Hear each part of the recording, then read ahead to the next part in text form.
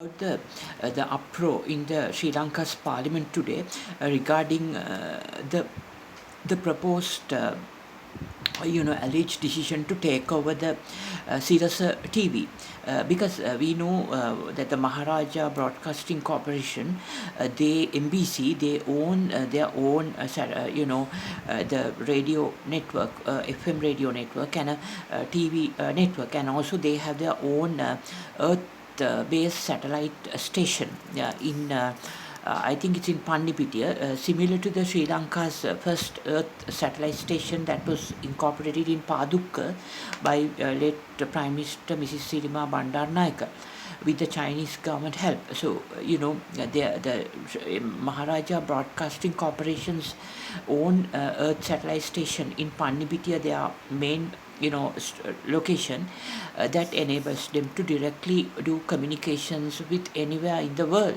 So now, despite all these facilities and the licensing given to them to operate Shakti TV, Sirasa TV, MTV, and also the Sirasa FM, Shakti FM, and the YFM and the ESFM, they really, the company, the problem is they follow the owner's agenda. Right, owner's agenda means Maharaja Broadcasting Corporation's directors are members of the appointed by the Maharaja Capital Organization Limited, which is the holding company of the Maharaja Group. So they are really the Maharajas from Indian orientation in Sri Lanka, even though they are doing business here. So they follow a different interest, related to India. So not only the Maharaja, organizations, this media network, but also if you look at Hiru TV, owned by the Roman Catholic Sri Lankan Sinhalese Rena de Silva, Duminda Silva's brother, and also the Derana Media Network. Hiru TV means the ABC Broadcasting Corporation Limited, and also the Derana Media Network owned by Dilip Javira, a Roman Catholic Sinhala business entrepreneur.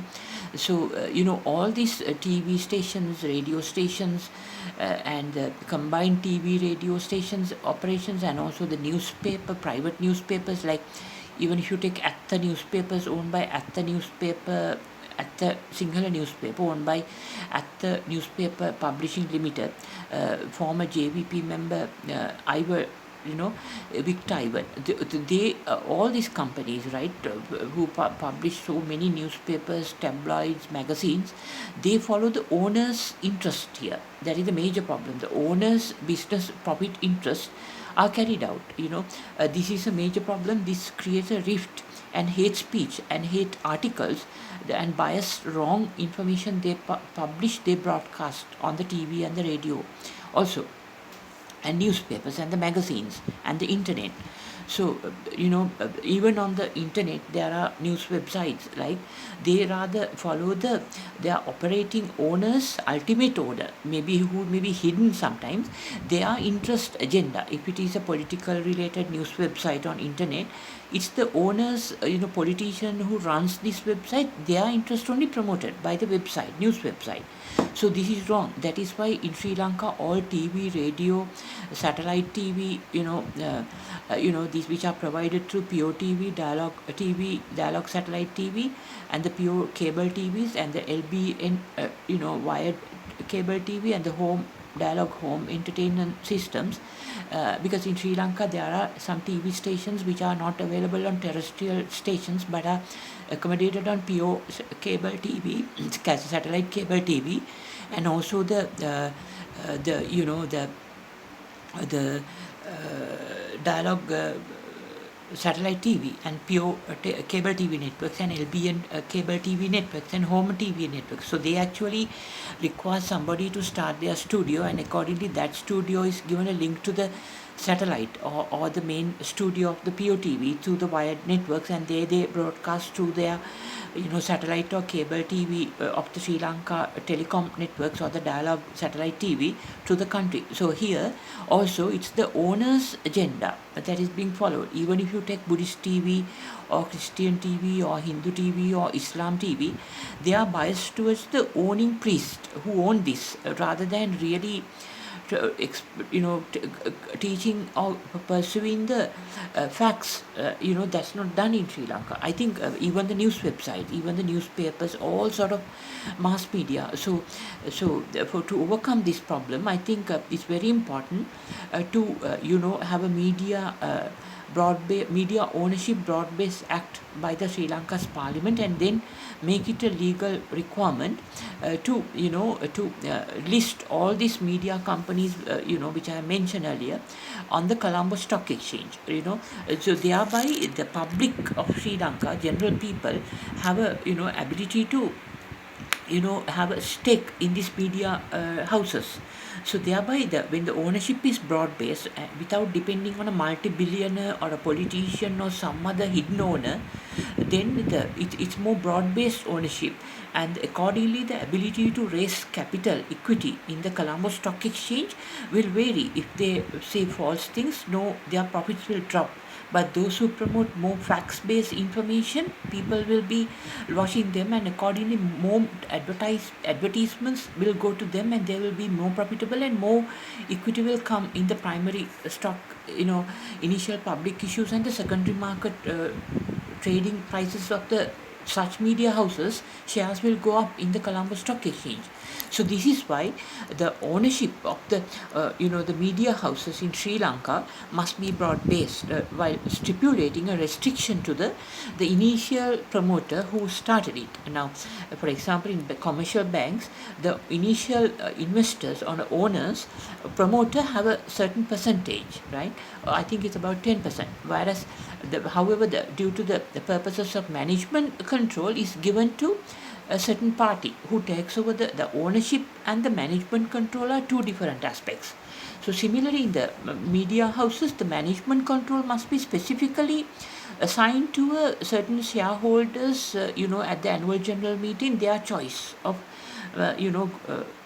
elected shareholders who will appointed to the public limited companies, of such media houses.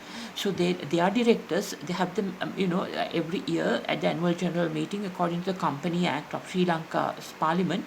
Annual general meeting would decide who will have the management control. Now, for example, if you take Lake House newspapers, the government, it was actually owned by Mr. Vijayawardena family. Then government nationalized it and took it over, but then there was no proper management there.